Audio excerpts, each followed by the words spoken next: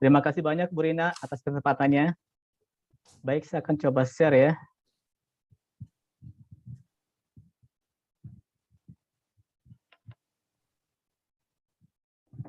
Oke, udah bisa kelihatan Bu Rina? Terlihat Pak, iya. Oke, baik. Selamat siang, pagi menjelang siang, peserta sekalian. Terima kasih atas kesempatan ini.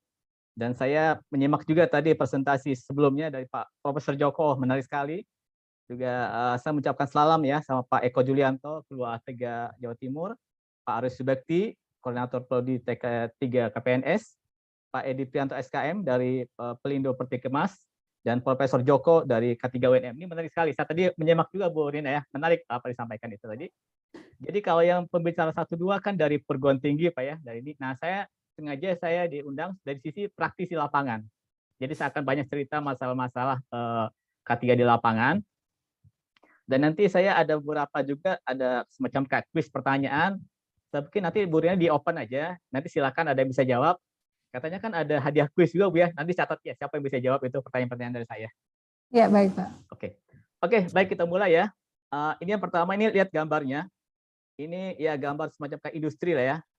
Ini industri kapal, di atas nih galangan kapal, di bawah nih industri manufaktur. Seperti inilah gambaran di industri. Saya akan mulai cerita dari teori dan pengalaman saya. Ini tujuan pembelajaran kita. Nah ini tadi gambaran tadi Bu ya, saya brief lagi resume saya. Jadi saya kerja di berbagai perusahaan listrik, perusahaan geotermal, petrokimia, makanan, dan terakhir Cargill. Di Surabaya ada Cargill juga Bu ya, pabrik coklatnya itu. Oke. Nah, baik. Pertama, saya akan banyak dari sisi dari industri. Kita lihat sendiri di industri itu, bagaimana terjadi sisi K3-nya, aktivitas apa yang menyebabkan terjadi kecelakaan. Nah, ini kalau teori industri, saya dari teknik industri ya, teman-teman teknik. Jadi, industri itu kan ini bayarnya pabrik ya. Pabrik itu kan ada manusia, ada fasilitas, ada mesin, alat, lingkungan, dan energi. Dari masing-masing ini ada risikonya. Khusus manusia, ya jelas manusia kan, bisa luka atau meninggal. Kalau gedung apa? Ada kebakaran, ada rusak. Mesinnya, alat bergerak, mobil, orang ketabrak mobil, materialnya, ada material berbahaya, lingkungan pencemaran, inilah. Jadi industri dan sekitarnya ada dampak dari K3, mungkin K3L ya, Health, Safety, Environment. Saya cepat aja nih ya materinya. Ini kira-kira gambaran risiko di industri. Ada kebakaran, ini di kilang minyak ya, ini seperti ini di industri manufaktur logam, ini kelapa sawit. Ini aktivitasnya, dan masing-masing aktivitas ada risikonya. Ini contoh di manufaktur, ini manufaktur logam ya, ini mesin bubut, ini seperti ini. Kalau kita lihat ya biasa-biasa aja, tapi di sini tetap ada risiko kecelakaan dari peralatan, dari orangnya, dari materialnya. Nah ini di perkapalan, ini kebetulan Bu Rina ini karena PPNS ya, saya tambah aja perkapalan ya. Perkapalan apa ya? Ya ini risiko pertama di galangan kapalnya nih. Ini orang pabrik tempat pembuatan kapal. Atau di kapalnya. Ini tahu nggak gambar di mana, Du? Ini gambar di Bangladesh ya. Bayangin seperti ini nih, orang naik kapal nih. Aman-aman aja ya. Tapi kebayang banyak kejadian di sana itu. Ini kapalnya digunakan untuk di kilang minyak, offshore. Kilang-kilang perusahaan itu. Nah ini kalau di perkapalan. Dan ini pun ada risikonya. Nanti kita lihat seperti apa. Jadi ingat lagi tadi ya, ada manusia, mesin, metode, material, dan uang. Inilah faktor-faktor yang menyebabkan timbulnya kecelakaan itu. Bu Rina, ini materi saya cepat aja ya, nanti saya poin-poin aja saya akan sampaikan. Ini Ya, silakan, tadi. Pak. Nah, ini tingkat risiko. Nah, ini kalau kita bicara industri kan macam-macam ya. Industri mulai dari hotel, restoran, makanan, manufaktur, konstruksi, petrokimia, migas, tambang, penerbangan. Dan masing-masing itu beda-beda tingkat risikonya. Ada rendah dan tinggi. Kalau misalnya ya inilah hotel, restoran, kantor tuh bisa dianggap risikonya rendah lah. Paling risiko kebakaran atau apa ya. Kalau industri makanan atau tekstil ya mungkin rendah sedang. Tapi kalau manufaktur udah sedang. Konstruksi, nah itu termasuk sudah tinggi. Ini banyak kecelakaan nih di konstruksi. Petrokimia, migas, tambang, apalagi penerbangan, itu sangat tinggi sekali risikonya. Karena itu biasanya di perusahaan-perusahaan risiko tinggi ini sangat ketat tentang K3-nya. Nah, tapi pada sisi lain juga banyak dibutuhkan ahli K3 di yang risiko tinggi ini. Dan ya kalau saya bilang sama siswa ya, kalau sebagai K3 di perusahaan migas tambang penerbangan, gajinya lebih gede daripada di industri di sini gitu. Karena emang risikonya tinggi di sini. Oke. Risikonya apa aja? Bisa kebakaran, luka, ledakan, pencemaran, dan khusus kayak penerbangan itu sangat risiko tinggi sekali. Udah gagal sekali langsung meninggal orang-orangnya. Karena itu sangat ketat di sini. Ini udah. Nah, ini mungkin harus dipahami antara industri. Industri itu kan sebenarnya target mereka tuh hanya produksi. Bagaimana buat barang sebanyak mungkin, efisien, murah. Itu tujuannya. Tapi pada sisi lain ada dampaknya juga. Dampaknya itu kecelakaan. Nah, jadi industri itu karena tujuannya ke sini, tapi ada yang lainnya. Nah, industri yang benar itu dia memperhatikan juga ini.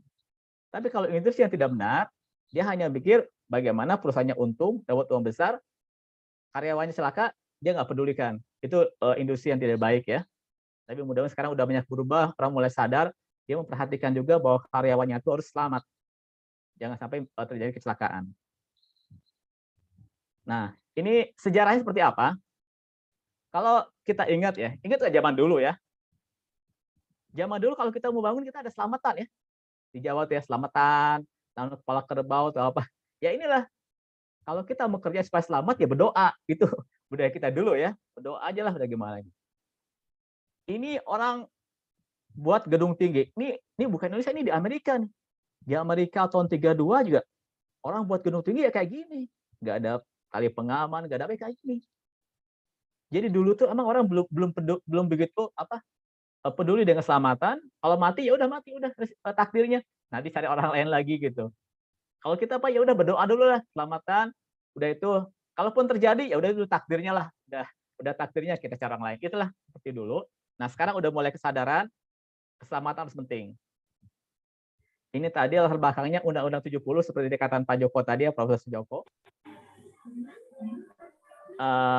Ini udah tahu semua lah ya mengapa dibutuhkan, tujuan manfaatnya seperti apa.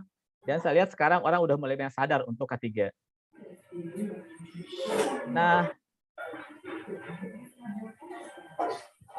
maaf ada noise ya, bisa ditembus ya. Oke. Oke. Kalau di Inggrisnya tuh HSE, Health Safety Environment. Jadi ada kesehatan, keselamatan, dan lingkungan. Kalau K3, K3L.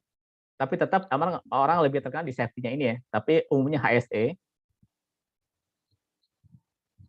Nah, jadi konsepnya kalau safety-nya itu adalah bagaimana mencegah kecelakaan, orang tidak celaka untuk orang atau fasilitas. Kalau health, bagaimana orang tidak sakit. Nah, sekarang kita kan dulu zaman COVID lah, pandemi. Itu ada prokes itu, orang supaya nggak kena COVID. Itu sana health. Environmental adalah pencemaran lingkungan. Ini HSE. Tapi mungkin kita akan sekarang banyak cerita tentang pengalaman kita di bidang safety di industri ya, keselamatan. Oke. Tapi intinya ini saling berhubungan sebenarnya. Mau keselamatan, kesehatan, lingkungan saling berhubungan. Karena nanti dijadikan digabung tiga-tiganya. Oke, nah sekarang kita bicara tentang bahaya. Saya akan jelaskan singkat ya. Nah, lihat ya, ini ada gambar benda tergantung. Ini benda berat tergantung ada tali. Ini orang-orang di bawah. Kalau teori kita ini kan nggak apa-apa kan, orang nggak masalah. Nah, tapi lihat ini ada tali yang hampir putus. Inilah namanya hazard, bahaya. Kalau talinya nggak masalah, nggak apa-apa. Tapi kalau tali hampir putus, ini adalah bahaya. Oke. Nah, kalau pas putus, terjadi namanya insiden. Jadi kalau dalam bahasa Inggris itu ada insiden. Nah, kalau pas jatuh, nah ini baru ada accident. Jadi di bahasa Inggris itu ada dua ya, ada insiden, accident. Insiden itu kejadian yang tak terduga. Nah, kalau udah celaka baru accident. Tapi di bahasa Indonesia biasanya campur dua-duanya ya. Tapi supaya kita terminologi jelas, insiden itu ada seperti ini, putus. Kalau accident, kalau udah kena kenapa? Karena putus juga, kalau orang yang menghindar, dia selamat. Nggak ada accident, tapi udah ada kejadian, talinya putus, dan ini jatuh. Nah, inilah namanya accident. Nah, justru jadi K3 itu lebih banyak untuk mencegah ini nggak terjadi. Bagaimana supaya orang nggak kena benda berat ini. Ini ingat ya, ini standar-standarnya. Nah, yang ini namanya kita sebut near miss ya, standarnya near miss ini. Hampir putus itu near miss, dan ini accident. Saya ulang sedikit, Bu Rina ya, dasar-dasar ketiga ya, supaya pemahaman awal aja. Insiden itu apa? Kejadian bila perubahan langsung celaka. Inilah orang nih. Ada lubang, ada papan. Ya lewat awal ini saya nggak masalah, tapi pas jatuh, nah inilah baru insiden. Hal-hal yang tak terduga terjadi. Nah, ini kecelakaan itu adalah hal yang tak terduga. Seperti ya, kayak di mobil. Kendaraan kita naik mobil ya biasa aja sebenarnya, tapi ada kejadian tak terduga, tabrakan lah terjadi. Nah, ini saya jelaskan ini definisi singkatnya ya, supaya bisa paham. Ini mungkin dasar ilmu ketiga ya. Jadi ini ada orang mau naik tangga ke atas. Dia salah satu anak tangganya tuh pakunya udah lapuk, kayunya udah lapuk. Dia tetap naik ke atas sambil pegangan satu dan bersiul. Nah, pas udah ke atas, tiba-tiba patah kayunya, jatuh, tapi dia masih pegang. Alhamdulillah, masih selamat gitu ya. Dia nggak apa-apa gitu. Tapi ada kemungkinan kan, cerita lain, dia jatuh ke bawah, kejeduk pinggangnya, kepalanya kena, kakinya patah, geger otak. Ini mungkin terjadi kan? Kalaupun kita bilang, wah Pak, mengada-mengada amat, tapi ini bisa terjadi, ini bisa terjadi. Nah, ini pemahaman dasar ya untuk safety ya. Ini namanya unsafe kondisi tidak aman, tetangga ini. Ini tindakan tidak aman. Kenapa? Tidak amannya, dia naik tangga sambil bersiul dan pegang barang. Dan hanya 2 tangan. 1 tangan sama 1 kaki. Ini standar ilmu safety ya, saya share juga. Ada namanya 3 point contact. Untuk aman itu harus 3 poin. Ini baru 1 kaki, tangan. Harusnya 1 lagi, tangan 1 lagi, tapi tangannya pegang alat ini. Nah, ini adalah tindakan tidak aman. Dia naik tangga, tapi sambil bersiul, sambil bawa barang ini. Sebab pas 1 kakinya patah, pegangannya, dia jatuh. Nah, ini namanya near miss, hampir celaka, dan ini adalah baru accident, kecelakaan. Nah, oke, ini standar, saya remind lagi masalah standar keselamatan ya, sama safety. Ada kondisi tidak aman, tindakan tidak aman, ada hampir celaka dan kecelakaan. Nah, justru safety itu adalah bagaimana kita mencegah ini jangan terjadi. Supaya nggak terjadi seperti apa? Ya udah, tangganya diperbaikin. Terus orangnya pun kita kasih tahu gimana cara jalan yang aman. Oke? Ini basic dasar aja, mungkin semua udah tahu ya, tapi saya remind lagi. Ini juga sama ini. Ada barang, tapi hampir putus. Ada orang jalan di bawah, ini tidak boleh. Standar safety di industri itu kalau ada barang di atas, orang jalan di bawah tuh dia bisa kena peringatan orang ini. Terus pas jatuh, patah, lepas ini talinya. Tapi nggak kena, alhamdulillah. Untung nggak kena ya. Ini nirmis sampai tadi. Tapi kalau pas kena, udah langsung mati. Ini baru accident. Oke, ini dasar-dasar dipahami. Nanti saya coba jelaskan ya untuk kedepannya bagaimana penerapannya. Jadi tadi ada insiden, accident, near miss, unsafe act, unsafe condition. Nah ini ya. Jadi insiden itu adalah semua hal tak terduga. Nah insiden itu adalah accident celaka, ada near miss, hampir terjadi. Nah accident itu pada manusia, peralatan, dan lingkungan. Tapi near miss pun bisa terjadi juga. Minimal ya ada kerusakan alat. Nah ini basic dasar. Saya pikir udah diajarkan juga di Prodi K3 ya, Bu Rina ya, standar seperti ini. Sekitar untuk kelima juga. Oke. Ini teori piramid. Mungkin udah tahu, nggak saya ulang lagi ya. Teori gunung es. Nah, jadi kalau kita udah tahu unsafe condition, maka di pabrik pun, di industri kita udah coba lihat apa hal yang berisiko tindakan tidak aman, apa kondisi tidak aman, kita udah lihat. Ini ada lubang, nyimpen barang sembarangan, dia jalan pegang 1 tangan, nggak boleh 2 tangan, bawa barang. Ini contoh-contoh yang tindakan tidak aman dan kondisi tidak aman. Nah, kalau kita kerja di industri, ada orang safety, orang K3 itu mengamati ini semua. Dan bisa membetulkan dan menegur orang yang berperilaku tidak aman atau ada kondisi tidak aman. Nanti ada contoh-contoh ya, saya nanti bisa buka pertanyaan juga, silakan ada yang bisa jawab. Nah, ini contoh kecelakaan di industri. Ini offshore ya, ini anjungan minyak lepas pantai yang patah tenggelam. Ini kebakaran di petrokimia, ledakan. Nah ini nih anjungan lepas pantai yang terbakar. Ini berisiko sekali nih, karena orang nggak bisa pergi kemana. Mau lari, ini airnya udah panas air lautnya. Jadi yang risiko paling tinggi itu adalah anjungan lepas pantai kalau terbakar, udah itu susah sekali penanganannya. Ini petrokimia. Nah seperti inilah ya. Karena itu ini risiko tinggi sekali. Tempat seperti ini mereka sangat hati-hati sekali masalah K3-nya. Karena dampaknya besar sekali, banyak orang meninggal dan kerugian besar. Ini di galangan kapal. Nih kalau PPNS ya galangan kapal banyak terjadi seperti ini. Ada jatuh ininya, ada krennya jatuh, ada pas proses itunya turunnya ke galangannya, atau ada juga kebakaran. Ini di galangan kapal. Ini saya mohon maaf ya, mungkin Pak siapa dari Pelindo nih Pak Edi ya, Bu Rana mungkin lebih tahu semua, saya nggak mau bicara ini, tapi ini berisiko juga terjadi. Nah ini di kapal banyak terjadi, kapal yang tenggelam nih peti kemas jatuh, tenggelam, atau kebakaran, atau tabrakan. Mungkin kita nih, kok kapal bisa tabrakan, inilah risikonya. Nggak mudah itu ya, kalau naik mobil gampang belokin ya, kalau kapal tuh udah deket, nggak bisa langsung belok padding setir ya. Kayak gini terjadi nih. Ini kecelakaan di kapal. Saya pikir Bu Rina ya di PPNS diajarkan juga poin-poin seperti ini ya. Saya remind. Ya. Nah, terus bagaimana kita mengendalikan risiko itu semua? Ini saya lewat aja. Ini saya ada contoh praktis singkat aja. Nah, ini lihat gambar ini ya. Ini ada bebek sama anaknya. Ini ada anaknya berapa ya? 4 lah. Bebek sama anaknya mau lewat ini grating. Tahu grating tuh got suka ada ini ya, lubang-lubangnya ini. Nah, pas sudah jalan sampai sini, loh, kok anaknya tinggal 1 gitu. Yang 3 anaknya lagi jatuh. Ini induknya lihat, oh, ini anak saya kemana yang lain gitu.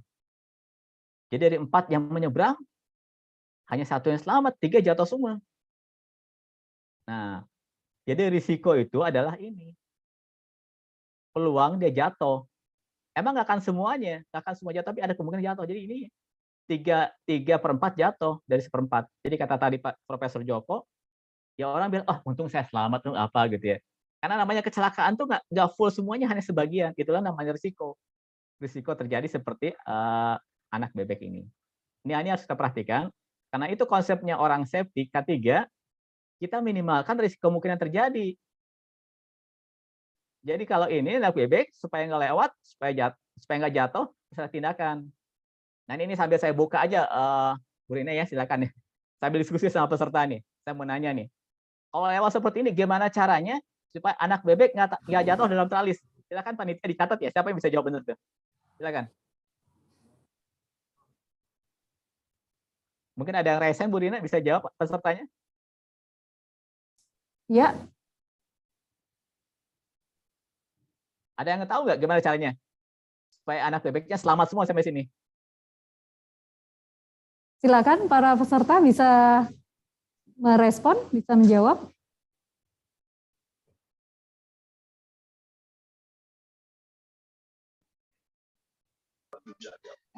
Mungkin bisa dipasang alas. Alas. Kayak triplek atau gimana? Wah, betul-betul. Betul nih. Siapa nih? Siapa namanya? Dari Pak siapa, Pak? Fitrotul Islam dari Politeknik PGRI Banten. Waduh. Oke, baik. Betul. Catat ya. Bagus ya, Pak ya. Akan dicatat oleh panitia. Terima kasih. Pasang triplek ya, betul. Nah, itu intinya apa pasang triplek?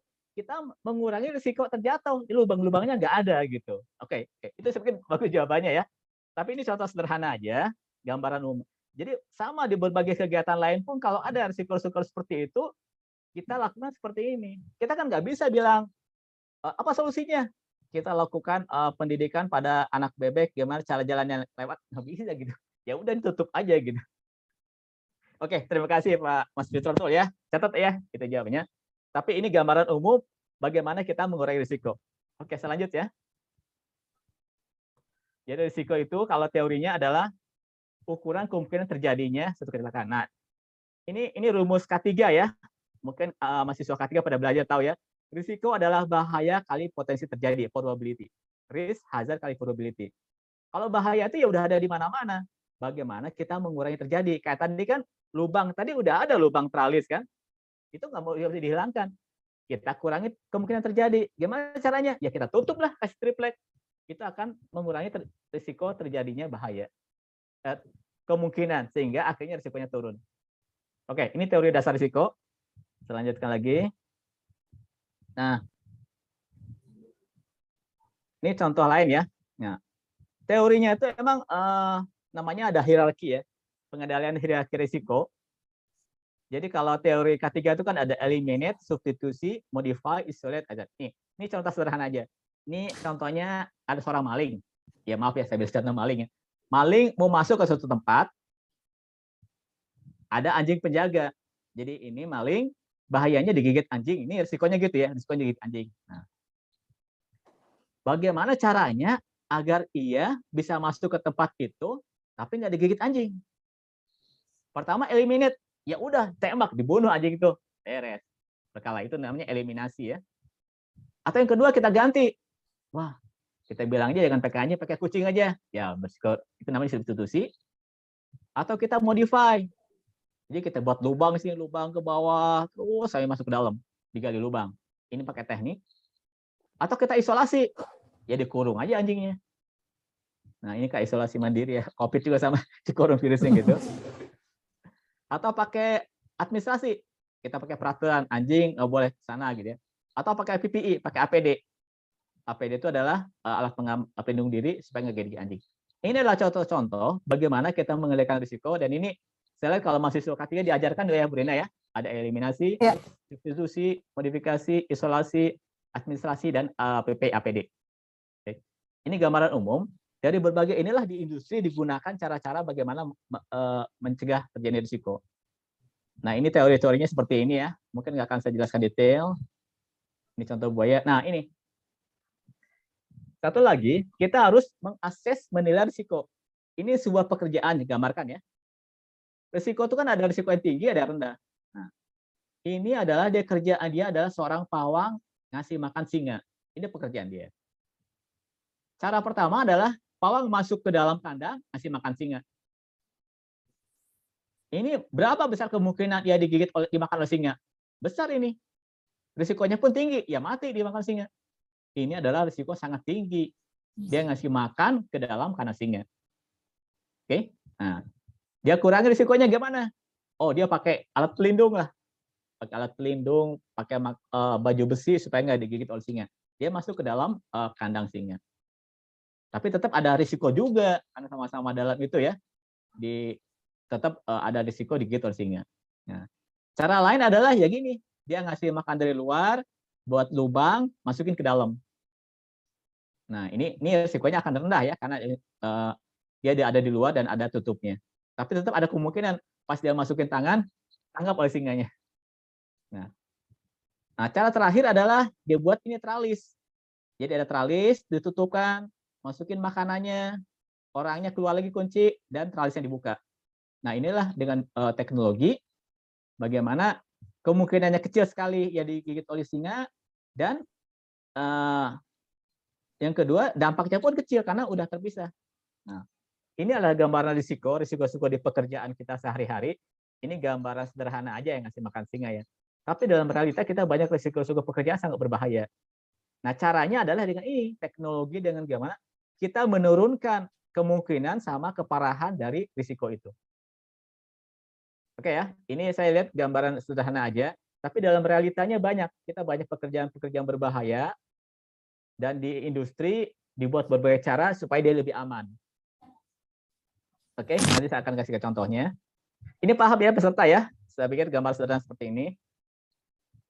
Nah, ini contoh di jalan. Contoh di jalan itu adalah orang bahaya tertabrak sepeda, tertabrak mobil. Bagaimana eliminasinya? Oh, dibuat jalan terpisah. Ada jalan untuk sepeda, ada jalan untuk mobil. Ini kita kurangin. Atau pakai substitusi, ada pembatas gitu ya, area pesepeda dengan mobil. Atau pakai engineering control, ada pakai ini ya, lampu merah, lampu apa tanda. Atau pakai sign, pakai administratif, dan terakhir baru pakai APD. Nah, ini yang saya ingatkan ya. Jadi kalau di K3 di industri itu bukan hanya mikir pakai APD, orang banyaknya seperti ini kan, pakai helm, pakai seragam udah selesai, enggak. ada usaha-usaha lain dilakukan supaya orang nggak celaka. Dan APD itu adalah usaha terakhir sebenarnya. Oke ya, berdingan seperti ini. Baik, saya cepat aja ya. Ini teorinya, mungkin nggak saya detailkan. Ini ada matriks risiko. Ini ada teori. Nah, satu lagi adalah teori domino. Domino itu kan kayak gini, jatuh satu sama belakangnya. Nah, jadi di industri itu, berdasar penelitian, suatu kecelakaan terjadi itu ada penyebab di belakangnya. Nah, dan apa yang kita lakukan adalah di sini. Jadi bukan hanya mencegah supaya nggak terjadi, tapi sebelum itu terjadi, apa penyebabnya ini? Nah, itu ternyata tadi tindakan tidak aman sama kondisi tidak aman lah yang menyebabkan terjadi kecelakaan. Sehingga inilah usaha yang dilakukan di industri supaya tidak terjadi kecelakaan. Penyebab awalnya kondisi tidak aman, tindakan tidak aman, kita cegah dari awal. Nah, oke. Nah, ini satu contoh di industri, di pabrik ya. Ini di gudang perusahaan kimia. Dia akan ada tempat pengambilan material dari kendaraan, juga bawa barang. Ini banyak ada tindakan-tindakan yang tidak aman, ada hazard, ada bahaya. Ini ada tulisan di sana penjelasannya. Nah, ini saya open juga untuk Floor ya. Coba jelaskan apa bahayanya dan bagaimana tindakan pencegahannya supaya tidak terjadi kecelakaan. Silakan Bu Rian di open ya, silakan, ada bisa jawab nggak nih? Nanti catat ya orangnya ya.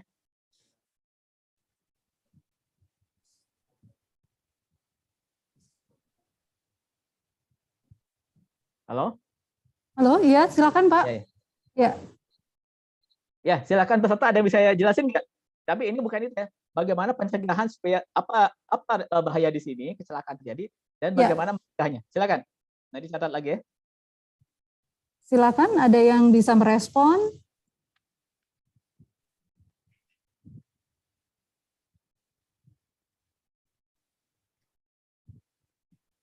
Yang jawabannya itu tepat akan dicatat oleh panitia. Iya, nanti dapat hadiah juga tuh, dikasih hadiah panitia. Iya. Ya, bisa jawab. Nah, silakan. Ini di gudang ya, gudang perusahaan kimia, ada mengangkut barang, ada truk segala macamnya. Dan di sini banyak tindakan tidak aman, perilaku tidak aman yang bisa kita lihat dan bagaimana mencegahnya. Silakan. Silakan.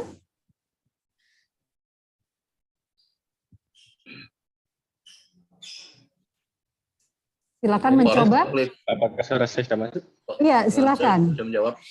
Oke. Perkenalkan, saya Yoga Pradirwanto dari mahasiswa PPNS. Jadi untuk hazard di gambar ini yang saya bisa temukan, pertama ada forklift yang berjalan tanpa pandangan yang jelas. Yep. Lalu kedua ada hazard lain berupa tangki yang menggelinding tanpa melihat ke depan. Lalu apa lagi ini? Ada tumpahan air yang belum dibersihkan. Itu juga bisa menjadi potensial hazard bagi orang yang akan lewat. Lalu lagi ini, kardus yang dilemparkan dari atas. Oke. Bagus Mas Yoga. Nah, sekarang saya pencegahannya gimana supaya itu nggak terjadi, supaya nggak celaka? Yang sering terjadi ya Pak? Ya, bagaimana pencegahannya? Kayak tadi kan ada forklift terhalang. Gimana caranya supaya aman ya nggak ini? Kalau untuk klip, menurut saya agar tidak terjadi, lebih baik yang mengendarai forklift ada yang mendampingi di sebelahnya gitu Pak. Jadi gitu. Ada yang mengarahkan agar tidak terjadi tertabrak atau menabrak benda-benda lain, khususnya orang lain gitu Pak. Ya, aba-aba nih di depannya orang lewat ya, tidak ada yang ngasih aba-aba ya. Jadi ada yang mengarahkan gitu. Oke, terus yang lain? Yang lain untuk mana ini? Untuk tangki yang menggelindingkan tangki itu juga lebih baik pakai yang kayak forklift ini tuh Pak, yang pakai forklift ya, bisa digeser, jadi nanti tangkinya tidak menggelinding kalau berlebihan gitu, tidak lepas kendali. Terus untuk yang air itu mungkin bisa dibersihkan atau nanti kita bisa kasih yang tanda awas licin itu Pak, yang apa itu? Ya, kuning itu ya. Ya. Oke. Lalu apa lagi ya? Untuk kardus yang dilempar, mungkin bisa menggunakan alat lain untuk menurunkannya, atau enggak Ya. kita beri peringatan jangan dilemparkan, namun lebih baik lewat tangga saja, turun pelan-pelan gitu sih Pak. Oke. Oke, udah aja. Itu aja kalau dari saya Pak. Oke. Mas terima Yoga kasih ya. semester berapa, Mas? Oh, saya masih semester 2 ini. Oh, semester 2. Oke. Waduh, hebat ya semester 2 tadi ya. Iya, Oke. iya, terima Tapi kan kasih. bagus jawabannya. Oke, saya jelaskan Terima kasih. forklift ya. Benar. Jadi kalau forklift standarnya itu harus terlihat. Nah, banyak kejadian nih pengalaman saya di industri ya. Karena dia banyak bawa barang, nggak bisa lihat ya kayak gini. Nah, tapi ingat, beberapa jenis forklift ada yang bisa dirubah, bisa jalan mundur. Jadi kalau seperti ini dibalik, Pak. Dibalik. Jadi tempat duduknya bisa digeser, jalannya mundur. Itu bisa berapa forklift kayak gitu ya. Jadi tetap bisa jalan. Terus kalau yang ini juga nih, ini bahan kimia ya. Ini ada gambar tengkorak sama drum ini. Ini ada namanya, ini bahan berbahaya. Ada namanya MSDS ya. MSDS atau barang-barang kimia selalu ada tanda seperti ini. Nanti saya jelaskan juga. Ini barang berbahaya dan dia nggak boleh seperti ini aja nih. Lihat nih ada gas-gas berbahaya. Harus pakai alat khusus dan benar ya pakai dorongan, dan orangnya pun harus pakai pengaman. Ini bahaya. Kalau dia pakai barang yang beracun, nggak pakai masker, ya terhirup juga udaranya gitu kan. Oke, terus juga ini sama juga nih oli, tetesan oli dibersihkan. Nah, terus juga ini benar tadi ya, ngelempar jangan seperti ini, lempar gitu kan ya, harus ada alatnya. Dan satu lagi nih tabung, ingat tabung ya. Tabung itu harus ada talinya, pengikatnya. Ini ini kalau jatuh kan, standarnya tabung itu ada pengikatnya. Nah, itu semua kalau kita di industri udah ada standar-standarnya. Cara ngangkat, cara tabung, segala macamnya. Tapi biasanya orang masih sering melanggar. Nah, karena itu perlunya orang K3, dia tuh ngingetin ini semua. Jadi orang K3 kalau di industri itu dibenci banyak orang, murid adik-adik. Nah, dia cerewet gitu. Tapi emang yang kerja dia seperti itu. Kalau ada orang K3 terlalu baik, oh ya nggak apa-apa, monggo. Banyak celaka, salah. Orang K3 harus cerewet itu. Gitu murid ya, ingetin sama murid-muridnya ya. Orang K3 harus cerewet. Nah, itulah pekerjaan mereka. Oke, saya kira cukup ya. Ini bagus ya tadi udah ini gambaran awalnya. Bisa saya lanjut ya Bu Rina ya? Ya, silakan Pak Hendra. Ya ini contoh aja. Jadi saya berharap adik-adik sekalian peserta tahu semua apa kondisi tidak aman, apa tindakan tidak aman, dan bagaimana pencegahannya. Oke, kita lanjut lagi. Tadi identifikasi risiko dan pengendaliannya. Nah, kalau di industri itu kita harus lihat juga di prosesnya, Bu. Namanya kalau di industri, saya pernah ke petrokimia, ada namanya flow forecast start. Kita harus tahu dulu apa prosesnya, bagaimana, dari mana, dari bahan baku sampai ujung. Nah, dari masing-masing proses itu, kita cek mana yang berbahaya, berisiko. Itulah kita lakukan tindakan pengamanan di sana. Itu kalau di industri ya. Karena itu orang K3 di industri, di pabrik harus tahu proses juga. Nah, ini contohnya pembuatan keju. Keju mulai dari ini susu mentah, susu dimasukkan pasteurisasi, ada filtrasi, terus ada fermentasi, terus sampai ke ujung, sampai dipotong, sampai jadi keju. Ini adalah prosesnya. Nah, kita harus mengecek dari semua proses itu apa risiko, safety, kesehatan, dan lingkungan. Dari semua rantai ini. Nah, dari rantai-rantai itulah akhirnya dibuat berbagai pengaman agar tidak terjadi kecelakaan untuk manusia, kesehatan, dan lingkungan. Termasuk nih kesehatan ya, karena di pabrik kimia ada zat-zat berbahaya yang dampak ke manusia. Ini kayak ini kan pakai ragi nih, ada pakai ragi, pakai enzim kimia. Kalau tidak ditangani orang bisa terkena itu. Oke, jadi ini ya, kalau untuk K3 di industri dia harus tahu prosesnya, alur prosesnya. Kalau PPNS ya kan walaupun perkapalan ya, tapi dia bisa juga tempat kerja yang lain. Dia harus memahami proses. Saya kebetulan ada kenal Bu salah satu alumni PPNS, dia kerjanya malah safety di kebun sawit, tapi bisa juga deh, wah hebat juga. PPNS malah di kebun sawit, tapi bisa karena dia memahami proses. Nah, ini contoh lain itu adalah proses buat baju, buat kaos ya.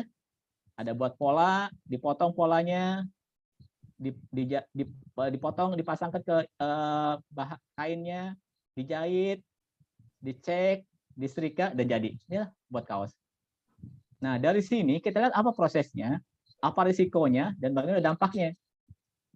Contohnya sini kan cutting nih, potong. Kalau kita risikonya, potong ataupun jahit, itu bisa jadi tangannya bisa kena mesin potong, atau jam mesin jahit di sini. Nah, itu risikonya ada. Bagaimana cara pencegahannya?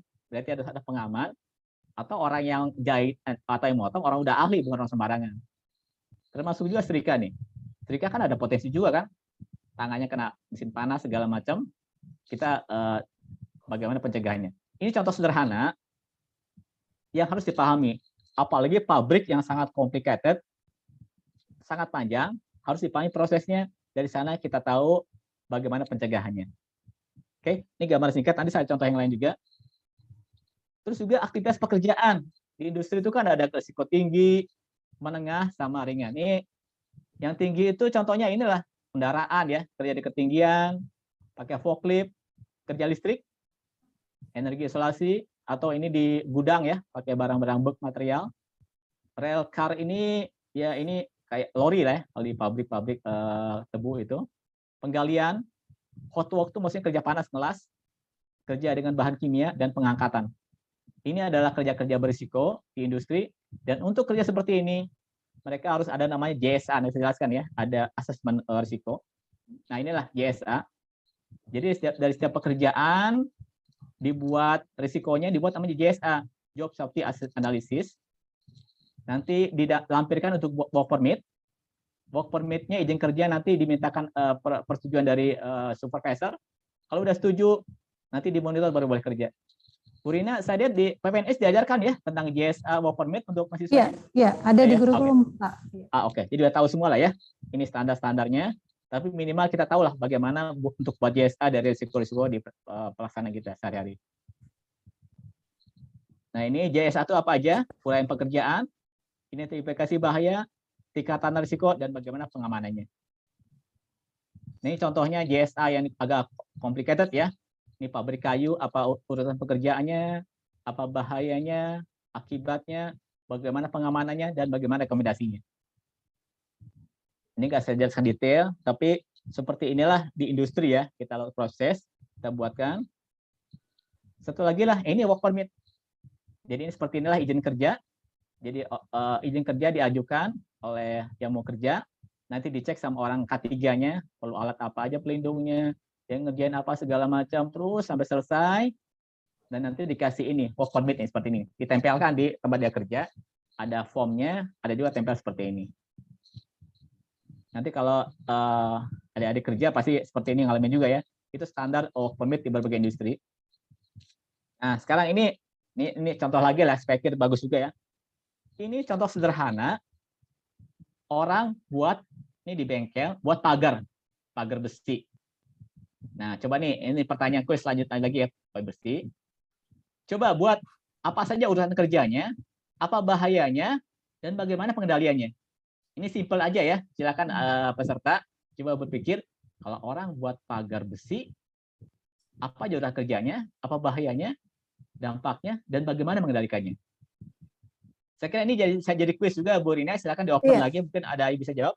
Iya, silakan para peserta. Pekerjaan sederhana di sini, saya yakin pasti banyak yang bisa menjawab.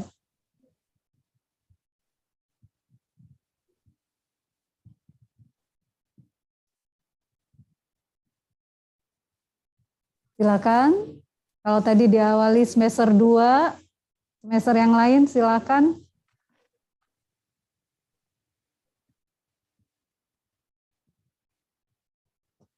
Tidak hanya mahasiswa ya, Bapak Ibu. Iya, silakan ya, bisa jawab nih. Semua peserta kesempatannya, silakan. Ya. Nanti kan ada hadiahnya ya, Bu Rina ya? Ada Pak. Oh, iya, ada Pak Endra. Oke.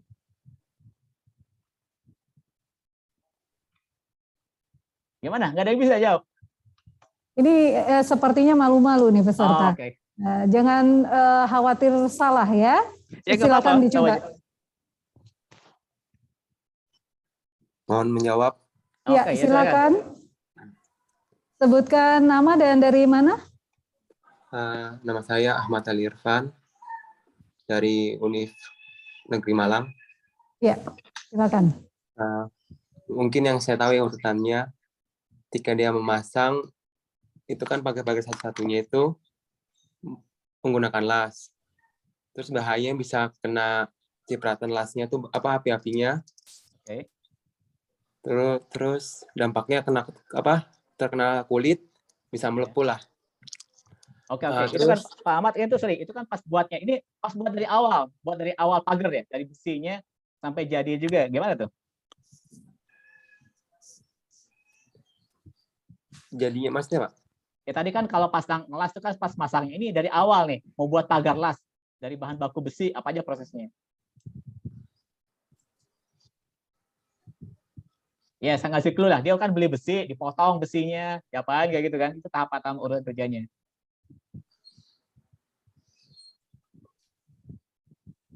Terdengar jelas, Mas Ahmad? Jelas. Tapi Ya. saya kira itu sih dari awal, dari ngelas mungkin dari awalnya sih yang saya tahu urutannya. Kayak ngelas, terus kayak ngepilok, bahaya kena bahan kimianya, dampaknya mungkin masuk ke tubuh. Terus pengendalian risikonya mungkin menggunakan masker. Ya, masker ya. Nah, itu sih Pak yang saya tahu. Oke, nggak apa, saya tambahkan aja. Jadi pertama dia kan potong nih, ada plat besi dipotong, ada polanya kan dipotong, udah dipotong dielas, udah dicat, baru dipasangkan. Nah, jadi pas potong pun ada risiko kan, pas kena percikan, pas ngelas pun ada, kata dia benar, saya pikir bagus tadi ya, pas ngelas karena kena percikan atau gas berbahayanya, itu dampaknya. Nah, dari bahaya-bahaya itulah kita buat pengaman. Pas motong gimana supaya nggak kena percikan, kena apanya, dan minimal orang yang motong pun orang yang ahli juga lah ya untuk ini. Oke, saya pikir cukup, seperti itu bagus juga. Jadi kita tahu ini kerja sederhana. Nanti untuk industri yang komplit kita harus tahu apa urutannya, bahaya dan pengendaliannya. Oke, saya pikir cukup itu ya Bu. Ini nanti saya coba lanjutkan ya karena waktu udah sebentar lagi nih ya. Oke. Silakan Pak Indra. Catatnya tadi siapa yang tadi? Ahmad tadi ya dari UNM. Oke. Oke, saya lanjutkan. Oke. Nah, sekarang perencanaan. Jadi program di lapangan tuh akhirnya kita ada buat program-program HSE, program K3. Ini macam-macam ya. Ada buat HSE plan, ada juga namanya P2K3 ya. Ada organisasinya, monitoring segala macamnya. Jadi tadi yang work permit itu hanya salah satu jasa, tapi berbagai-bagai yang lain yang dilakukan di industri program-program K3. Nah, ini satu contoh sederhana ya. Ini gambar pabrik yang berantakan seperti ini nih. Biasanya industri kecil menengah. Dan ini yang rapi. Justru di pabrik yang seperti inilah banyak terjadi kecelakaan. Nah, kalau rapi ini kan enak nih, ada cat, dibagi-bagi. Jadi, standar awal K3 di industri adalah dimulai dari housekeeping, kerapihan. Kerapihan tempat kerja, dikasih cat, dikasih alur jalan, segala macamnya. Nah, kalau seperti ini, kita udah kerja enak, dan risiko pun berkurang. Jadi ini yang pertama ya, housekeeping, kerapihan adalah awal dari penerapan K3 di industri. Nah, ini contohnya tadi housekeeping tadi ya, itu tadi bersihkan, ada oli dibersihin, supaya nggak jatuh, penyimpanan barang. Dan yang paling bagus tuh ada pengalaman saya adalah perusahaan Jepang. Mereka tuh ada 5S ya. Kalau Indonesia mungkin 5R, rapi, ringkas, rajin, rawat, resik. Kalau di industri rapi seperti ini, maka ini adalah langkah awal untuk penerapan K3. Ingat ya, K3 dimulai dari kerapihan. Dan kerapihan tempat kerja itu dimulai dari diri kita sendiri. Nah, ini saling ingat nih sama adik-adik mahasiswa juga. Bukan hanya tempat kerja, di ruang kampusnya, dan dimulai dari diri sendiri. Minimal kamarnya lah, kamar kosnya, kamar rumahnya harus rapi. Jadi kalau orang K3 yang benar, Bu Rina ya ngeceknya ya, ingat aja. Gimana kamar kosnya? Kalau kamar kosnya berantakan, waduh ini nggak lulus K3-nya. Minimal harus rapi. Kalau kosnya rapi, berarti yang kerja pun rapi di tempat kerjanya. Ini housekeeping yang pertama. Nah, bayangin kan. Yang kedua layout, enak kan? Ini sebelumnya seperti ini, berantakan, dirapikan layoutnya. Enak kan kerja seperti ini kan? Nah, dengan rapi seperti ini, tuh ada dikasih garis, nih garis jalur orang jalan, garis jalur kerja, segala macam. Ini adalah langkah awal untuk pencegahan terjadi insiden. Dan ini kalau saya teknik industri ya, ada pelajarannya gimana supaya rapi. Karena dengan alur kerja yang rapi, maka kerja lintasan pun akan aman.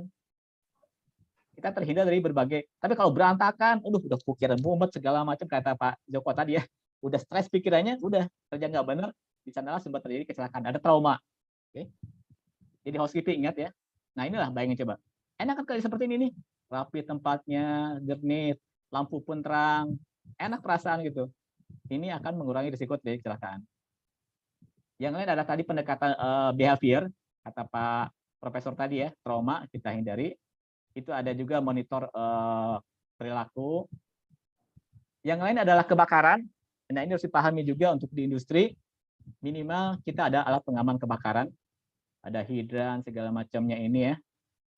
Minimal tahulah cara pakai APAR.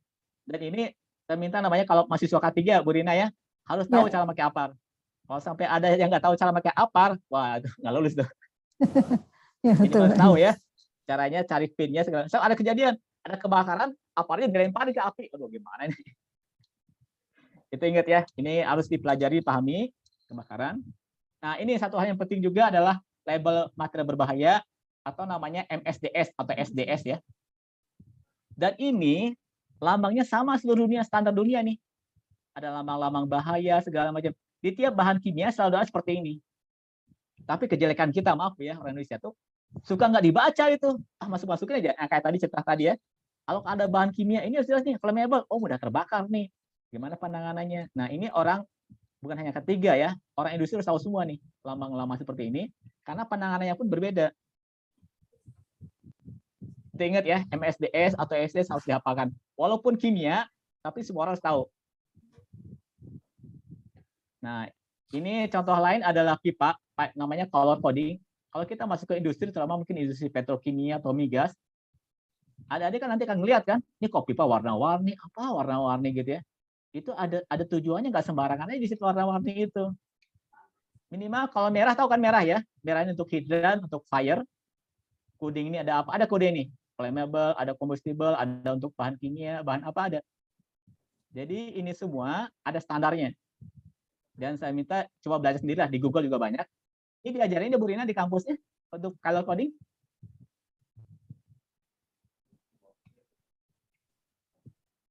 Oke, ini harus dipelajari juga ya, color coding. Nanti kalau ke industri. Nah, ini adalah simbol-simbol bahaya. Simbol bahaya ya.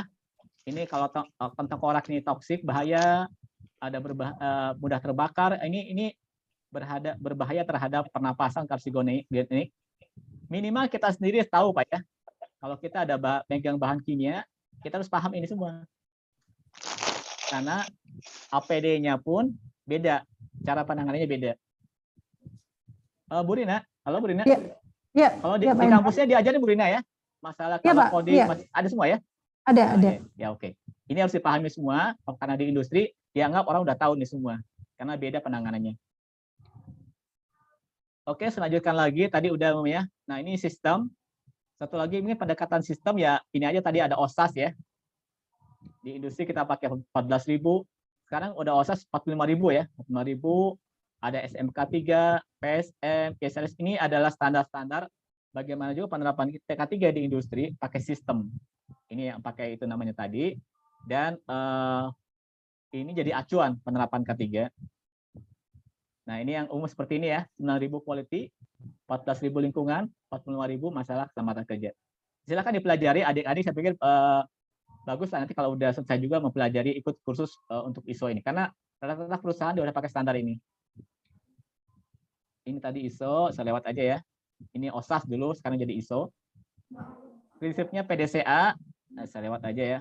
Tapi intinya bahwa kalau perusahaan udah penerapan ISO, ada prosedurnya. Instruksi kerja, segala macam form. Jadi K3 pun nanti ngikutin ini. Orang nggak boleh kerja tanpa ngikutin prosedur. Kalau dia bekerja tanpa prosedur, itu udah pelanggaran. Apalagi kalau prosedur-prosedur masalah safety. Ini life cycle, mungkin saya lewat aja ya. Nah ini metode-metode silakan dipelajari. Selain ISO ada SMK 3, selain JSA juga ada HIRA, ada HAZID, ada metode investigasi, dan ini metode-metode di K3 di safety.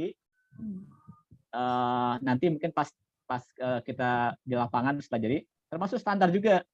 OSA, FPA, NIOS, SNI, ini diajarin di kampus ya, Bu Riana, ini semua ada? Iya, diberikan ya? Pak. Oke. Ini penting lah dipelajari ini semua ya. Karena ini poin-poin juga nanti kalau adik-adik mau kerja, ditanya juga sama perusahaan. Kamu tahu nggak ISO ini 14.000 ini minimal tahu. Kalau nggak tahu berarti kita nggak punya dasar. Kita pelajari dulu nih. Ini sekarang zaman internet bagus, di googling aja lah. Ini semua di googling, nanti bakal bisa ketahuan kok. Ini yang lainnya. Nah ini khusus perkapalan, ya saya singkat aja. Kalau di perkapalan, di standar pembuatan kapal, pemeriksaan kapal. Juga kan kalau kapal mau berlayar itu kan ada izin penilaian dari Sah Bandar ya, dari Bandar. Saya kebetulan sedikit belajar juga ya, kalau sertifikasi kapal dari BKI, DNV, RINA, segala macamnya, IMS. Kapal pun kalau mau langsung mau berlayar itu nggak sembarangan, ada standarnya. Pakai standar kualifikasi kapal ya. Terus juga ada standar manajemennya SMS, Safety Medium System untuk di kapal. Dan ini semua harus lengkap. Ini kebetulan saya pernah menangani juga perusahaan kapal yang akan mengerjakan perusahaan migas. Harus lengkap nih semuanya. Kalau enggak, ya nggak akan bisa. Karena harus ketat untuk kapal. Ini contoh industri di perkapalan K3 yang harus dipahami juga. Oke. Nah, terus mungkin tambah aja mungkin untuk yang terakhir masalah modernisasi. Sekarang udah zaman modern ini, K3 pun udah pakai ini sekarang. Komunikasi bisa online. Termasuk juga untuk inspeksinya sekarang pakai video, pakai drone. Tahu drone ya? Drone tuh kayak kapal kecil itu. Terus safety-nya pun sekarang observation tuh udah pakai kertas lagi, udah pakai ini smartphone, ada aplikasinya, bagus tuh. Dia menemukan apa unsafe, kalau saya pakai aplikasi langsung masuk datanya. Ada insiden laporan langsung masuk ke sana. Ini udah mulai dipakai, pakai smartphone-nya udah ada aplikasinya. Tuh data-datanya pun disimpan di cloud computing. Ini yang teknologi baru. Saya harapkan mahasiswa juga bisa belajar. Untuk penerapan K3 udah banyak pakai teknologi baru sekarang ini. Oke, dari saya itu saja materi dari saya. Mungkin campur aduk ya, Bu Rina ya. Tapi mudah-mudahan bisa bermanfaat. Ini kontak saya. Assalamualaikum warahmatullahi wabarakatuh. Waalaikumsalam warahmatullahi wabarakatuh. Terima kasih Pak Hendra, luar biasa banyak Pak yang terutama untuk mahasiswa dan juga untuk peserta umum memperoleh informasi dan wawasan baru dari pengalaman Pak Hendra. Baik, Bapak Ibu peserta seminar, silakan kesempatan untuk bertanya. Saya yakin banyak yang akan ditanyakan, berdiskusi dengan expertnya Pak Hendra Mesa. Silakan, bisa raise hand atau bisa menulis di room chat.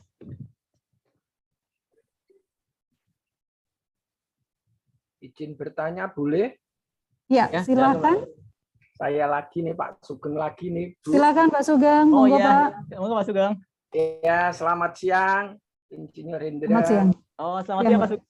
Oke, saya ingin bertanya bahwasanya jaminan pemeliharaan kesehatan untuk meningkatkan produktivitas tenaga kerja, meliputi peningkatan, pencegahan, penyembuhan, dan pemulihan. Dan pada saat ini kebetulan ada pekerja yang mengalami kecelakaan. Setelah mengalami kecelakaan, bagaimana nasib pekerja tersebut yang ketimpa musibah atau celaka? Apakah bisa dipekerjakan lagi atau diberhentikan secara kurang hormat? Pertanyaan yang pertama. Yang kedua, dalam faktor kecelakaan pelayaran, tadi Bapak menyampaikan ada beberapa faktor penyebab daripada kecelakaan. Salah satunya adalah manusia, juga teknik, juga alam atau cuaca. Mohon pencerahannya. Terima kasih Bapak Indra. Terima kasih Pak Sugeng. Waduh, ini pertanyaannya berat ya. Tapi nggak apa. Yang pertama aja Pak ya. Tadi kecelakaan. Pertama Pak, minimal karyawan itu harus ikut BPJS ya. BPJS. Saya kira kan semua udah ada BPJS. Nah, nanti di BPJS itu minimal kalau kecelakaan nanti akan ada penanganannya, berapa biaya segala macamnya untuk penanganan setelah terjadi kecelakaan. Yang kedua, bagaimana apakah dia bisa kerja lagi atau tidak? Emang perusahaan itu beda-beda Pak penanganannya itu tergantung kontraknya. Tapi kalau pengalaman saya misalnya gini ya, dulu pernah ada kejadian orang di mekanik, luka, wah tangannya kena gitu ya, nggak bisa ini kan. Nah kalau perusahaannya benar, nggak boleh dia mencat itu Pak, dipindahkan. Dia kerja di bagian administrasi, dia nulis apa, tapi masih di sana. Itulah perusahaannya benar Pak ya. Jadi dia masih menghargai orang itu. Jadi intinya kalau perusahaan udah benar kan udah menangani Pak ya, sebelum terjadi kecelakaan, ada medical check up segala macam pemeriksaan. Kalau udah terjadi juga ya seperti itu Pak. Kan itu perusahaan harus ikut undang-undang di pemerintah, ikut BPJS dan ditangani di sana. Itu gambaran saya. Kecuali kalau udah parah sekali nggak bisa kerja, ya udah sama perusahaan mungkin dikasih apalah ya tindakannya. Tapi di sana adalah ada peraturan, kita pakai peraturan aja Pak. Oke, itu singkatnya Pak ya. Terus kalau untuk pelajaran, pertama kebetulan saya pernah nangani juga Pak ya. Pertama orang, kalau saya kebetulan pernah handle juga perusahaan yang akan ngerjain offshore di BP Tangguh Pak ya. Orangnya itu harus MCU semua Pak, dicek MCU-nya, sehat segala macam, baru bisa ikut on board, dan ada sertifikatnya. Apakah dia pelayar, adakah ahli mesin, segala macam, jelas dia punya itunya, ahlinya kerja di sana. Nah, terus udah kapalnya pun jelas kan Pak, namanya dicek. Ada go no go dicek ya. Kebetulan saya ingat di Surabaya namanya ada Ekalia ya, perusahaan Ekalia kapalnya itu dicek sama dicek ada setiap peralatan dicek semua, ada checklistnya. Udah kapalnya oke, baru boleh disebut oke, ini kapalnya layak jalan, aman sekalinya boleh. Oke. Nah, sebelum jalan pun sama pelabuhan sama sah bandar itu dicek juga namanya surat izin berlayar. Kan nggak boleh sembarangan Pak ya. Siapa on board-nya segala macamnya udah. Nah, kalau cuaca sekarang orang pakai teknologi Pak. Jadi sekarang kan dia harus tahu Pak, misalnya di daerah dia mau ke Irian, mau kemana, di mana bakal terjadi badai, bakal apa segala macamnya itu. Saya pernah ada kerjaan Pak ya, dia ada mau kerja ke Tangguh, mau berangkat bulan Juni. Wah Pak, itu di daerah dekat Maluku sana itu saat itu ada musim-musim angin kencang gitu ya, berbahaya. Akhirnya dia apa? Dia muter Pak, lewat ke Makassar, lewat kemana, muter jalan supaya nggak kena itu gitu kan ya. Jadi ada pandangan kondisi alamnya. Tapi maaf Pak ya, saya nggak bisa cerita dalam masalah untuk perkapalan, tapi itu udah ada standarnya Pak. Dan dia ngikuti aja standar, kan ada Indonesia BKI Pak ya, BKI, ada internasional, ada RINA, DNP. Kalau itu udah itu semua bisa dikatakan udah aman, dan orangnya pun nahkoda segala macamnya. Di kapal itu ada prosedur juga, SMS, prosedur penanganan kapal. Tahun lalu saya ada kasus itu Pak, satu kapal kena COVID semua. Wah, bingung gimana gitu. Ada prosedurnya Pak, prosedur seperti apa ditangani, isolasi udah baik lagi. Itu mungkin singkatnya Pak Sugeng, maaf saya nggak bisa detail, tapi ada standarnya itu semua Pak. Makasih Pak Sugeng. Ya. Ya enggak Pak? Terima kasih Pak Sugeng, mudah-mudahan cukup menjawab ya Pak, terjawab dari pertanyaannya. Ya. Baik, di ruang chat ada yang bertanya Pak Hendra, saya bacakan. Ya. Dari saudari Maulida Hakim, mahasiswa dari K3 PPNS. Selamat siang Bapak Hendra Mesa, saya Maulida Hakim. Luar biasa sekali materi yang disampaikan kali ini. Saya mohon izin bertanya, kira-kira berdasarkan pengalaman Bapak, seorang ahli K3 seperti apakah yang sangat dan memang dibutuhkan oleh industri kebanyakan Pak? Dikarenakan ini saya juga merupakan mahasiswa semester akhir, mungkin sebelum saya menjadi fresh graduate, ada pesan untuk saya atau mungkin teman-teman yang juga ikut Zoom di meeting ini. Terima kasih Pak, salam sehat selalu. Silakan Pak Hendra. Oke, terima kasih banyak. Oke, jadi intinya pertama kan selain tadi ilmu juga ya, kita ilmu masalah K3 tadi itu, kita pahami. Yang kedua, kita harus jadi contoh sendiri K3 saya tadi bilang ya, harus rapi. Jadi kalau mau itu minimal kamar kosnya harus rapi lah. Kalau kamar kosnya berantakan, berarti susah itu. Karena itu awal, housekeeping, merapikan segala macam, atau bekerja pun kita rapi ya. Jadi selain ilmunya, karakter juga kita harus jadi contoh. Jadi saya contoh, dan emang kita harus mau agak cerewet dikit ya kalau untuk itu karakter dirinya. Jadi jangan mau gini kalau ketika aduh ya udah nggak apa, teman saya udah nggak apa, janganlah, nggak apa-apa dia misalnya nggak pakai body harness, oh beda teman saya nggak apa, nggak boleh gitu, harus tegas. Wah maaf salah ya itu ya, seperti ini, jangan nanti takut dimarahin udah teman. Jadi karakternya harus bagus juga. Terus ada juga pemahaman. Terus yang utama adalah kita proses Bu. Jadi kita mau kerja di mana nih? Di industri kimia, di industri apa, kita harus tahu prosesnya, di pertambangan. Karena orang K3 tuh selain peraturan harus tahu prosesnya. Dari proses itulah dia tahu apa saja resiko-risikonya. Nah, dari risiko itulah di penanganan itu saya cerita tadi ada alumni PPS yang jadi safety di pabrik kapal sawit. Loh, kok bisa? Ya bisa dia. Memahami prosesnya, tahu risikonya, penanganan di sana. Jadi itu karakter. Yang kedua komunikasi. Bicaranya harus bagus, Bu. Jadi gini, ini pengalaman saya dulu ya, waktu awal dulu kan. Ada orang melanggar, pas, "Woi, kamu nggak boleh gitu." Orang udah 2 bulan nggak pulang-pulang ke rumah, stres Bu. Marah dia Bu, ngajak berantem. "Ngapain kamu?" "Wah, saya dikejar waktu itu Bu." Wah, jadi stres. Caranya negurnya nggak boleh kayak gitu. Ada orang salah, "Pak, gimana sih?" Kamu dulu disampaikan. Enak sih bicaranya. Jadi K3 pun jangan kayak polisi, "Oh, langsung gitu." Marah dia gitu. Jadi yang penting adalah ilmu komunikasi. Adalah ilmu komunikasi, bagus bicaranya dengan orang, tidak merendahkan, tidak melengur, tapi ya saling menghormati seperti itu. Mungkin itu aja singkatnya Bu ya dari saya. Jadi tadi ilmu, wawasan, karakter, sama komunikasi, dan mengetahui detail proses di masing-masing industri. Itu dari saya mungkin, Bu. Ya, betul, Pak Hendra. Jadi artinya komunikasi salah satu hal yang penting memang, Ya, Pak. Jadi pada saat orang HSE terjun ke lapangan, memberitahu unsafe action yang terjadi, bukan kemudian kita memarahi dengan bawa-bawa undang-undang ya, Pak. Jadi malah tidak didengarkan itu. Ya, jadi pendekatannya adalah secara baik begitu komunikasinya. Ya, dan di highlight di sini para peserta bahwa Pak Hendra tadi mengatakan mulailah pada diri sendiri. Ini benar, Pak. Jadi artinya bahwa kita jadi insan yang aware dan care terhadap K3, dimulai dari diri sendiri. Ya. Oke, baik. Ada pertanyaan lagi? Bisa raise hand atau chat? Belum ada? Ya. Di Indonesia itu Pak Hendra, bukankah kita ini? Bertanya, Pak Hendra. Oh, ada. Baik. Baik, silakan. Sebut nama dan dari mana, Pak? Saya dengan Sigit dari PT Nexcom Indonesia. Silakan Pak Sigit. Saya tertarik dengan apa yang disampaikan Pak Hendra tadi masalah komunikasi dengan K3. Cuman budaya kita itu kan kadang lebih banyak masih orang K3 itu bisa dikatakan harus cerewet gitu kan, harus cerewet, harus pintar berkomunikasi. Tapi kendalanya gini Pak, kebetulan saya juga baru memulai dengan HSE gini. Saya melihat ada budaya yang tidak enak, budaya pekewuh katanya orang Jawa. Ya kan? Kalau kita menghadapi satu permasalahan, terutama dengan tingkatan yang lebih tinggi, dengan manajemen, kan itu kadang itu tidak sampai gitu kan.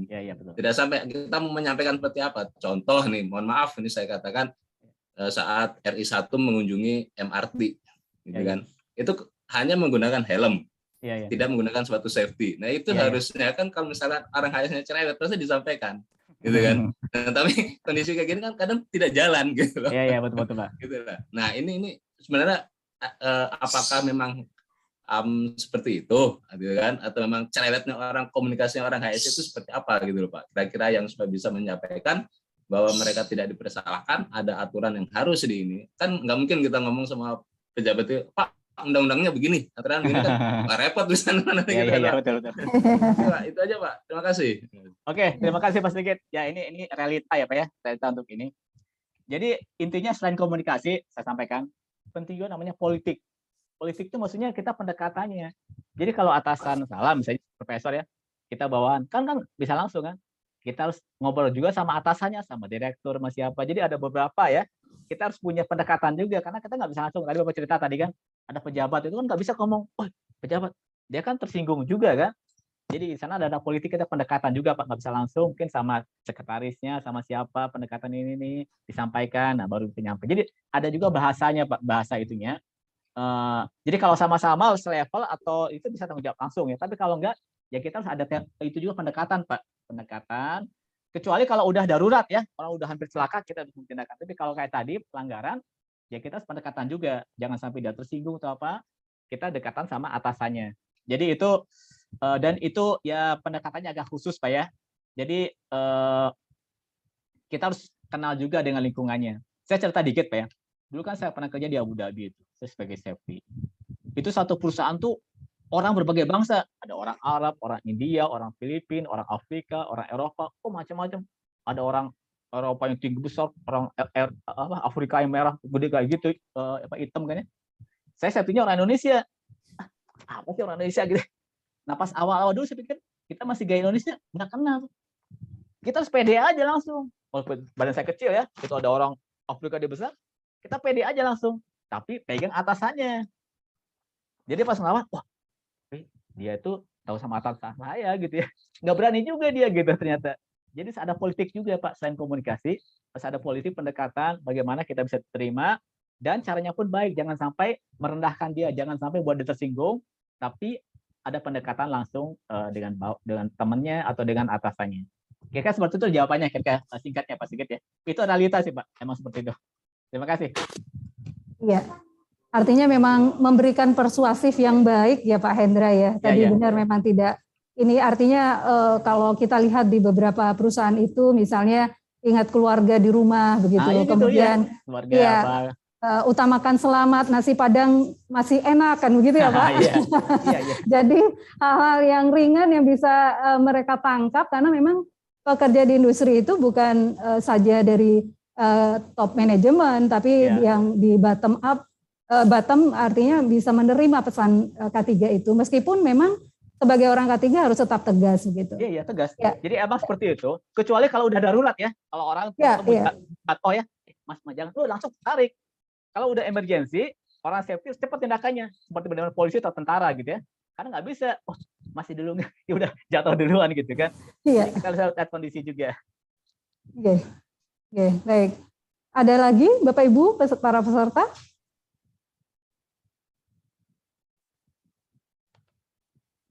Ada yang raise hand? Tidak ada? Oh, ada. Baik. Silakan.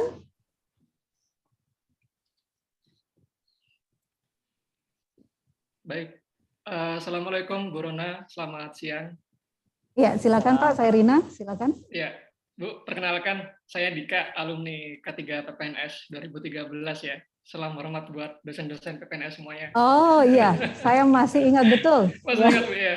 Baik, ya. Saya juga masih ingat dengan Pak Arief, Bu Rona, dan saya Pak Rina, Mas. Kalau iya, Bu Rona ada. Oh iya, Bu Rina, ya siap. Bu Rona Riantini, ya. Ada ya, saya Rina. Baik. Ya, makasih Bu Rina. Ya, Pak Hendra, luar biasa juga ya, 3 pemateri yang sudah diporkan semua di seminar nasional ini sangat bermanfaat buat kita semua, khususnya saya sendiri juga. Saya ingin sharing-sharing juga, Pak Hendra, terkait dengan pertanyaan yang barusan ditanyakan oleh peserta gitu ya. Jadi tahun 2018 kebetulan saya di Chevron Pacific Indonesia waktu itu di Duri di Sumatera Main Operation. 2018 waktu itu ada pekerjaan ketinggian itu dihentikan semuanya dikarenakan relevansinya dengan Permenaker 9 tahun 2016 terkait dengan seseorang di mana yang bekerja di ketinggian harus memiliki kompetensi dalam bidang bekerja di ketinggian. Seperti itu ya Pak Hendra ya. Nah, pada saat itu ada big project karena peralihan dari Chevron ke Pertamina sehingga ada pekerjaan yang harus diselesaikan oleh Chevron Pacific Indonesia yaitu dismantle CDGT ya. Jadi CDGT ini Central Duri Gas Station untuk pembangkit listrik di area Duri Operation untuk internal Chevron. Nah, kebanyakan 80% pekerjaannya itu adalah bekerja di ketinggian semua, yaitu dismantle, kemudian bekerja di ketinggian. Pekerjaannya dihentikan semuanya, Pak, karena pada saat itu hampir juga 70% mitra kerja kita atau kontraktor kita itu belum memenuhi syarat memiliki kompetensi dalam bidang bekerja di ketinggian, yaitu TKPK atau TKBT level 1-2 ya, kalau nggak salah seperti itu. Nah, mungkin saya ingin berbagi sedikit juga Pak Hendra, di mana Pak Hendra sudah menyebutkan sangat komprehensif juga tadi, sehingga waktu itu ketika diberhentikan, maka pekerjaannya juga dihentikan semuanya, akhirnya produktivitas di area construction di Chevron itu terhambat seperti itu ya. Nah, akhirnya kita memutuskan, karena kalau kita waktu itu sampai memanggil perwakilan dari Dirjen Binwasnaker Kementerian Tenaga Kerja untuk memberikan jalan tengah, karena jika kita semuanya ditrainingkan sertifikasi kompetensi TKBT, itu memerlukan waktu kurang lebih hampir 1 bulan sampai sertifikat itu terbit, begitu ya Pak Hendra ya. Nah, ini adalah challenge kita, jadi tidak mungkin kalau 1 bulan itu kita tidak ada pekerjaan sama sekali, akhirnya stop gitu ya.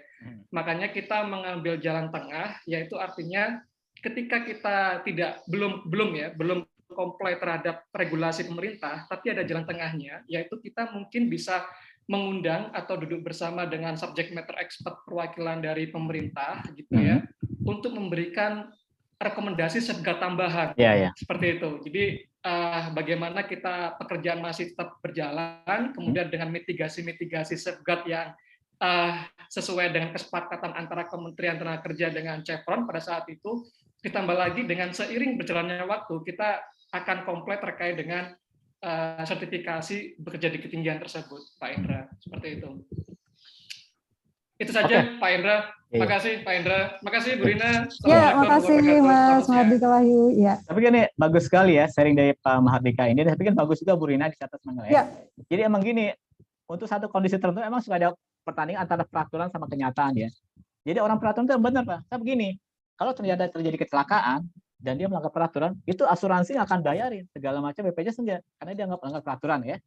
Tapi pada sisi lain juga industri melakukan ini. Benar tadi buat solusi jalan tengah akhirnya tadi itu diundang orang lihat asesmennya. Jadi kalaupun ada kita turunkan risiko itu. Kalau pengalaman saya juga dulu pernah di industri konstruksi, ya kita undang ahli pelatih dari K3 in-house, nggak ada yang training, langsung di sana untuk itunya sertifikasi. Jadi kita bisa jadi jalan tengah tapi tidak melanggar peraturan. Jadi satu hal, ya ini namanya mungkin apa ya, mungkin politik apa caranya, win-win lah. Kalau bahasa Jawa itu apa ya, menang tanpa ngasorake, pokoknya ada sama-sama lah, saling-saling itu, ini terpenuhi, ini jalan gitu kan. Dan emang dari tadi industri seperti itu, kita nggak bisa selalu hitam putih, tapi kita juga nggak bisa melanggar peraturan. Terima kasih, bagus Pak Mahardika sharingnya, itu bagus Bu Rina ya, untuk sharing sama kita semua. Terima kasih. Iya, makasih Pak Mas Mahardika Wahyu nih, menjadi stimulus bagi adik-adik kelasnya nih ya, alumni PPNS bekerja di Chevron dan mengimplementasikan apa yang sudah diperoleh selama belajar di PPNS. Nah, pekerjaannya tentu sangat high risk di situ ya. Baik, terima kasih. Ada lagi Bapak Ibu? Tidak ada? Baik, jadi tadi kalau Pak Hendra mengatakan bahwa dimulai pada diri sendiri, ini sangat-sangat setuju Pak. Jadi sebelum kita terjun, sebelum kita memberi tahu atau menegur orang lain, kita tentu harus menjadi contoh begitu. Apalagi lebih jauh ke depan, kemudian K3 ini menjadi lifestyle begitu ya Pak ya. Jadi gaya hidup dan akhirnya safety climate itu akan terbentuk, terwujud, dan safety culture juga akhirnya terwujud begitu. Bukankah Indonesia sudah mendeklar gitu, insya Allah tahun 2015 kalau tidak salah, budaya K3 gitu. Dan ini terus-menerus kita dengungkan terus, dan saya yakin Bapak Ibu yang hadir pada seminar ini adalah orang yang punya kepedulian tentang K3. Mari kita mulai dari dalam diri sendiri. Terkadang begini Pak Hendra, orang K3 itu tahu atau pekerja juga tahu bahwa hierarki pengendalian itu yang 5 tadi, mulai dari eliminasi, substitusi, rekayasa engineering, administrasi sampai APD.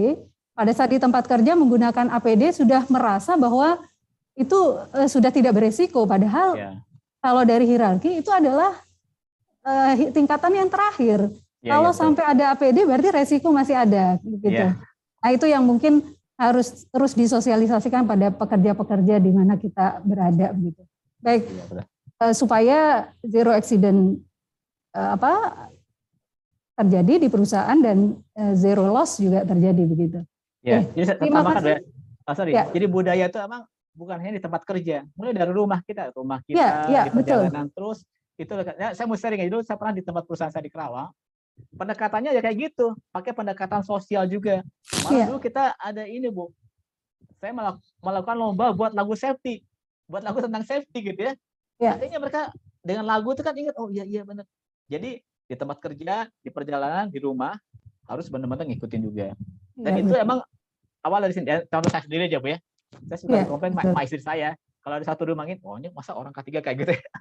Malu juga jadinya gitu. Ya kita harus all in semuanya gitu. Itu yang utama dari saya. Satu lagi gini, selain komunikasi, yang penting itu untuk K3 itu kreativitas. Kita harus kreatif. Nah, jadi tadi bagus contoh di sana tuh ya, di Chevron. Dari berbagai kasus itu di industri kita lihat, kita harus kreatif. Wah, ini solusinya seperti apa, ini gimana? Jadi, orangnya itu kreatif, bukan kaku ya. Dengan kreativitas menemukan, akhirnya ketemu solusinya. Jadi kreativitas penting juga untuk K3. Itu tambahan saya. Baik, terima kasih Pak Hendra. Baik, Bapak Ibu, closing statement sudah disampaikan atau masih ada tambahan Pak Hendra? Oke. Satu lagi mungkin tadi gini Bu, yang dari Pak Joko tadi bagus juga ya, tentang safety itu kan dimulai dari diri kita sendiri ya, dari personal itu ya. Nah, tapi dari tadi industri, safety itu adalah organisasi juga Bu. Maksudnya organisasi itu satu perusahaan. Jadi safety yang bagus tuh kita kan hanya lihat sama orang, karyawan enggak, tapi bosnya juga. Jadi mulai dari direkturnya, direktur utama, manajernya harus kasih contoh juga sama-sama semua. Jadi satu lingkungan industri. Nah itulah baru budaya K3 itu terterapkan. Jadi nggak bisa budaya K3 itu hanya karyawannya, karyawan suruh ini, tapi ternyata manajer finance nggak ngasih dana gitu ya, ini nggak melakukan nggak. Jadi harus dari awal, dari operator sampai juga di root-nya sama. Dan di root-nya tuh namanya ada safety leadership, harus ngasih contoh safety juga. Jadi banyak kejadian di industri begini. Untuk safety kita kan perlu ini nih, tapi sama manajer finance, wah maaf Pak, anggarannya dicolak gitu ya. Ini nggak ada, kita nggak punya uang gitu ya. Tapi karena nggak ada itu, akhirnya ya udah ada kecelakaan. Nah itu jadi safety itu ya mana dari kita sendiri, tapi bukan hanya pribadi, tapi satu sistem juga. Ya. Mulai dari operator sampai di root-nya sama-sama punya konsep yang sama. Itu teman saya Bu Rina. Iya, terima kasih Pak Hendra. Baik, Bapak Ibu, sesi ketiga telah berakhir. Terima kasih Pak Hendra. Mudah-mudahan ilmunya menjadi berkah dan manfaat untuk kita semua. Amin. Sesi berikutnya adalah pemberian cenderamata secara virtual. Silakan Pak. Ya, kita akan capture. Oke. Baik, terima kasih Pak Hendra. Untuk diterima, pedalnya insya Allah akan dikirim oleh panitia. Terima kasih Pak Hendra. Ya, sama-sama. Baik, Bapak Ibu, peserta seminar K3 2022. Sorry, Bu Rina. Sorry ya, teman-teman juga. Pak Hendra. Saya sambil ini juga saya sampaikan ya, kalau teman-teman mau ini, sorry. Ya. Maaf ya. Ini kan, jadi kan tadi kan Bu Rina ada yang di-share screen, Pak? Silakan ya, kalau ada yang di-share. Saya mau share screen aja. Ya, silakan. Oke. Jadi emang saya tuh buat juga dari yang tentang K3 itu saya sampaikan juga materi-materi, saya ada simpan di YouTube saya. Jadi silakan rekan-rekan lihat di YouTube saya, channel saya. Jadi kan saya suka ngasih training K3 segala macam Bu ya. Materi-materi itu saya simpan di sana. Itu banyak masalah tadi fire apa segala macam. Jadi silakan tengok aja YouTube saya, itu gratis lah ya. Lihat sana bisa belajar sendiri tentang konsep-konsep tentang K3, materi K3. Itu mungkin tambahan dari saya aja Bu. Ya, saya tambahkan Pak Hendra tidak hanya ditengok, mungkin di subscribe, like, and comment, iya. Pak. Aduh, makasih banyak sih. Iya. Baik, Pak Hendra, terima kasih. Ya, sama. Ya, baik Bapak Ibu peserta seminar K3 2022. Demikian paparan materi ini dengan 3 narasumber pada tema seminar perkembangan dan implementasi budaya K3 industri manufaktur dalam era modernisasi. Mohon maaf jika ada hal-hal yang kurang berkenan dari saya pribadi. Saya akan tutup dengan pantun. Kemarin berangkat rame-rame naik pesawat. Lihat MotoGP di Mandalika. Tetap selamat dan sehat dengan implementasi budaya K3. Sekian dari saya. Wassalamualaikum warahmatullahi wabarakatuh. Salam safety. Ya, agenda acara saya kembalikan ke MC. Terima kasih.